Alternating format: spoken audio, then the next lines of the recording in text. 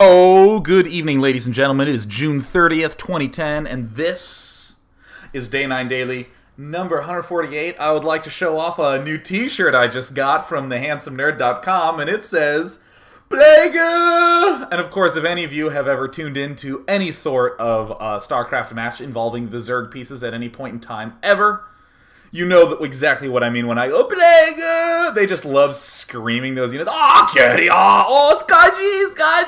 And of course, this is my personal favorite because I don't think there is anything more rewarding in life than getting a nice plague on a thick, juicy group of Medic Marine. Like, seriously. Because you know how you'll sometimes be watching, like, basketball? Like, sometimes that'll just end up happening. You'll black out and you'll come to and you'll be watching basketball. But like when they shoot at the hoop and it just like lands in the net, it just like feels good to see that happen. It's exactly what a plague's like, except it's way cooler and more intellectually sophisticated. So today, oh my god, as I wind sweep my hair so that way we can all ride the wave. Yes, amazing. I wanted to let you know that we are continuing the White Raw action, looking at his Protoss versus Protoss today, and the one thing that we're going to look at is Stalkers plus Blink. Ooh, so that's pretty cool. People generally like Blink Stalkers, and it turns out they actually can be quite effective in Protoss versus Protoss. And any of the replays that you see today, every single one of these replays you can get at white-raw.com. That is his personal site that hosts many of his replays and everything related to his Ukrainian awesomeness. And tomorrow we will finish the three-parter on White Raw with White Raw's Protoss vs. Zerg action. So almost certainly we'll be taking a look at some of his games against the famous American player Machine, because White Raw and Machine played a best of 21. Happens. So definitely we'll have a good bit of fun with that one. So huge thanks to our Ukrainian friend White Raw for doing that good stuff. Is there anything exciting I had? Okay, well, there's a huge announcement coming up on July 2nd. A huge announcement. All you probably think that I'm talking about the beta going online. I have no idea when the beta's going online. The best I can do is speculate along with y'all. But I have an amazingly gigantic announcement on the 2nd of July. Oh, it's going to be amazing. So we're going to be doing an announcement. You know, I just said the 2nd of July, and I might be totally full of shit. I hope that date's right. Okay, well, it's going to be soon. Within a week, I would say, I'm going to be making a huge announcement. I should check these things before I go live, but, you know, sometimes, Plague! Alright, anyways, we're going to go ahead and bounce right into the White Raw games. Whoo, that was close. Heading right into this. As you can tell, I made sure that the sound was enabled. I am in such a fantastic mood. Man, you know, it's Wednesday, and who doesn't love a Wednesday? I actually went to check my calendar. In the meantime, I scrolled my screen all the way over to the side. But this we are going to see in the following games is White Raw's amazing use of Stalkers with Blink. So we're going to go ahead and just juice things up a little bit here. Ooh, look at White Raw just rallying to everything he so pleases. And this map is Blistering Sands. The architecture of the map is really not going to come into terribly significant play in these series of games that we're going to watch, but, you know, at the very least, I'm not going to lie to you and tell you that this is Incineration Zone or something. The maps generally do have a little bearing, but not too much. So let's talk about what players will normally do. This is Rigidity over here in the top right. This is White Raw in the bottom left. And what was a little bit typical of Protoss vs. Protoss play in the early days of the beta, and has continued throughout then, is to use what I would refer to as the bread and butter of Protoss play, 3 Warp Gate fast. So you get a Gateway, you get a Vespene Geyser, you get a Core, you get another Vespene Geyser, and then you add on a bunch of gateways, and because it costs money to get all those gateways up, you spend your gas on the sentries. So you have a nice, good, solid mix of stuff, and 3 to 4 warp gates up, and you can begin punching your opponent to death, which is, of course, the goal of any single game. And that had a lot of popularity. Zealot Sentry, very cheap, can be produced out of many gateways, so you end up with an excellent unit count. And we're going to see White Raw do a little bit of a deviation from this. And this is an increasing shift that's been going on in this mashup, is a little bit more favoritism towards the Stalker as a unit. I'm just going to rearrange my computer chair, because if you are a gamer like me, you probably have several thousand wires just running around the wheels of your chair, and you always think, yeah, I should really move those wires, because Running over him with a guy as fat as me, that's always a problem. But of course I never do, and of course they always have big tire treads on them.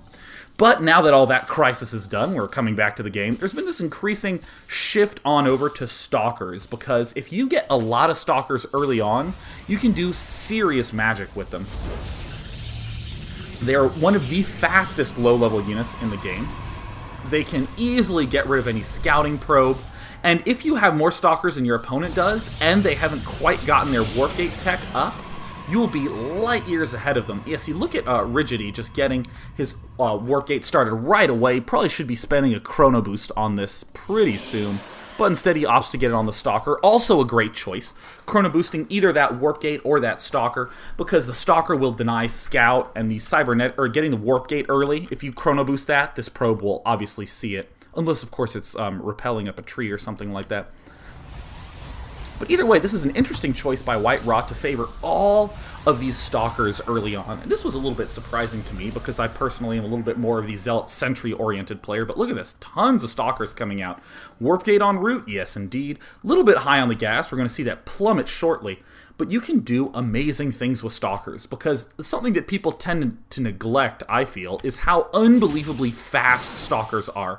They really are very, very agile units when they're in small numbers. So as long as your opponent doesn't have some sort of Zealot Sentry force field blocking action going on, you can do a lot of pain with just one Stalker. So it looks like Whiterot's just sort of pulling back for now.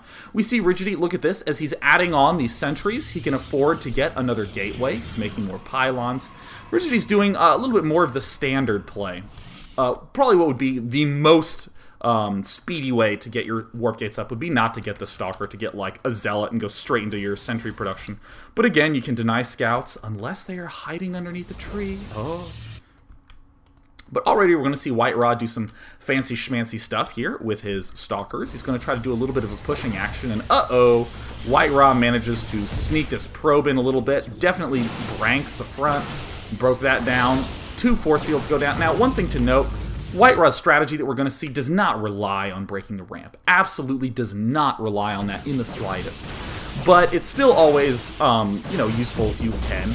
And see, look at what is happening in Rigidity's base. This is a beautiful illustration of how, if you do not have an equal Stalker count, a few Stalkers can deal a lot of damage. Look at how far ahead Whiterot is at this point in time. But what's really interesting is the fact that Whiterot gets a Twilight Council relatively early on. He's going to be going for some Blink. But the point of this first game, we are going to see 3 to 4 games today, the point of these games, or of this specific game, is just to say, wow, a lot of Stalkers early on can deal a lot of hurt. And Rigidity feeling a ton of pain here. And this is, I would call, a little bit atypical, but again, any amount of Stalkers early that you get can be very, very threatening, especially on Kulos Ravine. A build that I've enjoyed doing on Kulos Ravine is actually going Gateway 10, then Geyser, and then you can get your Cybernetics core around 14 before your second pylon, which allows you to get Stalkers out very, very fast, and you can push your opponent, and then transition a little bit, I guess I'd call it intuitively. And Whiterot getting a little overambitious. Uh-oh. Oh my goodness. Okay, so now what are we seeing? We saw Whiterot be Captain Scary Man. He was the Ukrainian from hell just a moment ago. But now he's having a little bit of trouble getting up the front. He kind of has to pull back a little bit. He only has 2 gateway production against 4 gateway production, so he's going to have to hold back and be patient a little bit. And even though you might look at this replay and say, oh, well, that's just because Whiterot screwed up that attack. Or excuse me, that's only because Rigidity screwed up this attack. You know, that's the only reason. What am I talking about? Where did my train of thought go? Doesn't matter, though, because I'm in a fantastic mood, and I have a shirt that says Plague, which, of course, you can get at thehandsomenerd.com. Big props to my brother for making awesome shirts. But yeah, so what I now remember the train of thought. It has come back. You might look at that Stalker micro that Whiterot did and go, oh, that only happened because his opponent kind of let him up the ramp. I want to just assure you, in all my personal experience, doing a lot of early Stalker aggression, Protoss vs. Protoss, and of the other games we're going to see today, you actually can get away with being a little bit aggressive. And you will have to pull back for a little bit again. Right after that attack. You can't really do too much. Even with this relatively big force of Stalkers, you can't exactly push this Sentry Stalker force because you can get zoned a little bit too easily. But I still assure you that you will have this period where you have to be a little bit passive with these Stalkers. But look, White Raw's getting Blink. And here is what's cool about Blink is these little tactics that you can do, where you can bounce in, bounce out. This could be any map, doesn't necessarily need to be Blistering Sands. Just coincidentally, you can kind of pop up there. But what's great with Blink is that if your opponent has a bunch of stuff at the ramp, you can just pop up with a ton of Stalkers and surround him. Suddenly, force fields become a non-issue. You negate all these 5 sentries here. Because look at what's going to happen here. Here comes White Raw. Okay, look, here's some more force fields that are thrown down. These guys can easily blink on over. Here it doesn't actually matter because White Raw, most of his guys are attacking anyways. But look, he can easily now start poking up the ramp. A little bit of a preemptive blink, but if he had waited